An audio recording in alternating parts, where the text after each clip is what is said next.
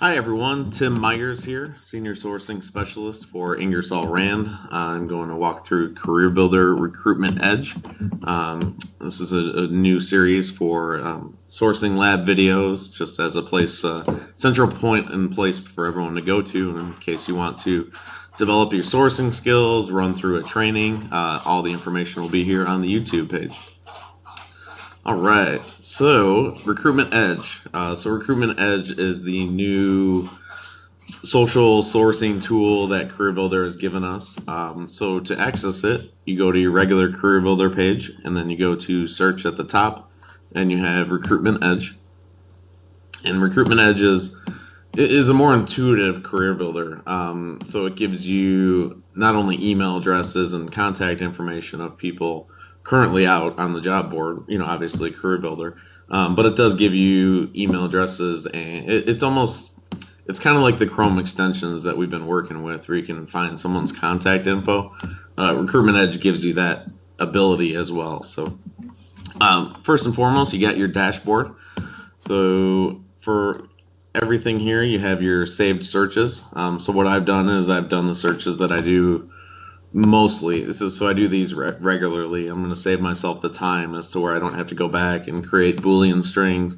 I can simply click on the save search and go.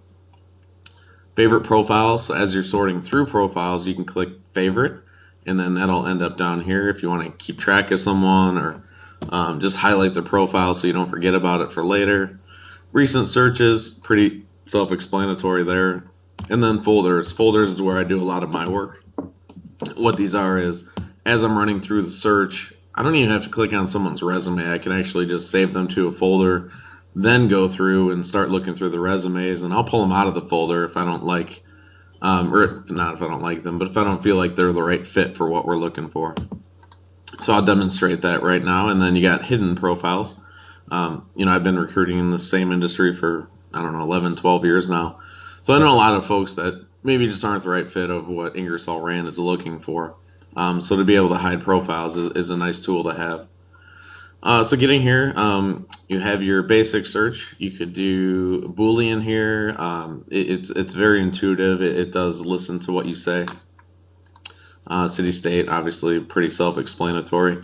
I like doing advanced searches when I'm looking for more high level, or if I'm really trying to dig deeper into a marketplace.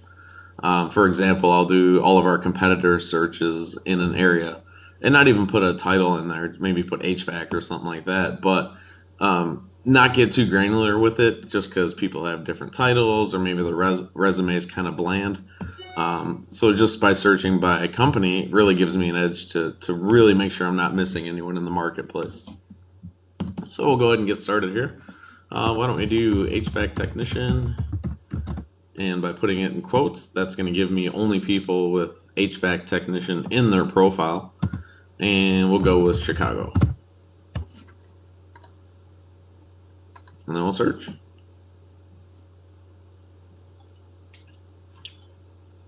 All right, so let's see. People with the words HVAC technician, you have 1,200 results. 1,000 resume results. So what that means is that is people that have actually put their resume on Career Builder, not applied, that have put their resume out on Career Builder at some point since the start of Career Builder.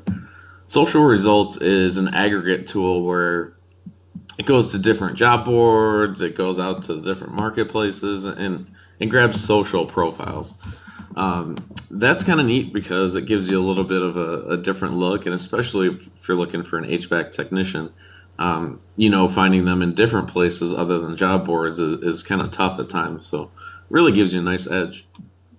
Also up here at the top, hiring indicator gives you hard to recruit, easy to recruit, compensation average. That could be debatable. If you're looking for a chiller tech or controls tech, or a higher level HVAC tech, that might not be on target with what we pay. And then supply and demand. So that's an interesting one. I really like that. So 240 active supply, but there's 742 postings. If I were to share that with a hiring manager and give them that data point, maybe it would help them understand a little bit that, this is a very tough industry that we're recruiting in. and it's not always easy to find people, and we have to be really competitive in terms of what we offer them and how we go after them. If I submit a manager or a candidate to a manager and we don't get to them for a couple weeks, based on that supply and demand, they're probably not going to be there. So it really is important to have a sense of urgency when you're contacting people, especially from the job boards. We're competing against so many different variables, you could say. So getting into Career Builder here a little bit more, you have your filters on the side.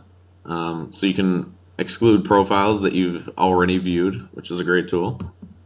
Experience level, last modified, contact info, candidate info. So that's some of the places where they get their sources. The social aggregator, Facebook, Google, Meetup.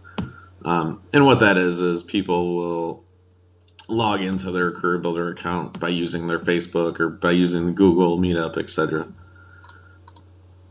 Education level, great. HVAC technicians usually a trade school, so that might not be as important. But for other jobs where bachelor's degree is absolutely required, it's really nice to have this breakdown. It's a lot more intricate than it used to be on a Career Builder, and this is one of the biggest pieces where I'm a huge advocate for this tool.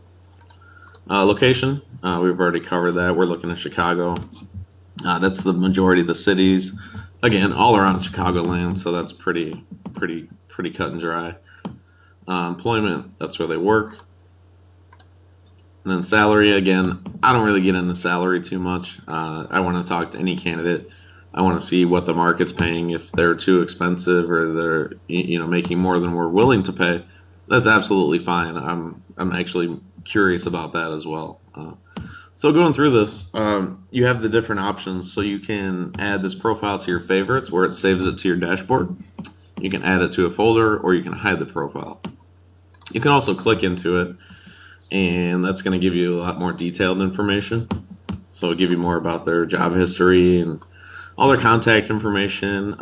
It even gives you say we reached out to Patrick via this email, and we got a response back. If you vote thumbs down, it'll actually show the thumbs downs. And what that does is it lets other recruiters know that, hey, this email just bounced back and it's probably not valid, which is, again, really neat. You got your resumes. Candidates here can upload different resumes, so they can have a few different resume formats over here. And then if you open it, you can view it, open it in Career Builder. There's a lot you can do. You can also add notes. Hey, I contacted this person and they're not interested, but they said to contact them a year or two from now. Now, it's not going to provide you with a reminder of any sorts, but just having that information in there is if another Ingersoll Rand recruiter goes in there, they'll be able to look at the notes, and it almost acts as a CRM tool, which is pretty neat. I don't usually get into the actual resume itself, and what I mean by that is when I'm sourcing and I'm high volume sourcing. Okay, Patrick, HVAC technician, Homer Glenn, 11 years experience. I'm interested in this guy regardless, so I'm going to put him down in a folder.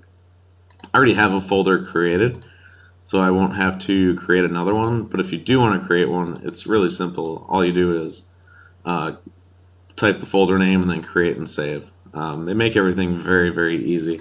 One thing I didn't necessarily like, so say if I'm looking in Springfield, Missouri for an HVAC tech and I create a folder, when I use my LinkedIn folders, as I'm working in that folder, that's always the first one to populate. Here, you got to scroll down. I know it sounds like a minor complaint, but it really does. When I'm sourcing, I want to be as efficient as possible. And then going through again, so I'm just simply adding people to my folder. Again, another person here that I like, Chicago HVAC Tech, boom, in the folder. And that's how I like to work it for mine. Everyone can work it their own way if they want to handle their sourcing, and whatever's the most efficient for you is probably how I recommend doing it. And then I'll go to my folder down here, Chicago HVAC Tech. And I really don't even have to do a whole lot here. And what I mean by that is I can look at Daniel Davis. All right, great. I got his email address right here. Boom. And I'll shoot him an email. that right there is going to save me so much time. It's really easy. I'll even have templates pre-made where, I'll have what I'm going to say ready to go, and then I just plug and play it. So I can bang out these 4 emails or these 6 emails in a matter of minutes. The old Career Builder used to have it where you would send emails to Career Builder through their Career Builder account, and I would always much rather work out of my Outlook. And this new Recruitment Edge allows that. You also have your phone number here, and then you can access their resume as well. So Career Builder has really made it nice for us in terms of Recruitment Edge. It's a little more efficient. I was stuck on the old Career Builder for a little while, but by using this new tool, it's definitely made me more organized and seems to be a little more intuitive. So if you have any questions, please feel free to reach out. Here is my contact info. Tim Myers. You can look me up internally here. And thank you very much, and enjoy the rest of your day.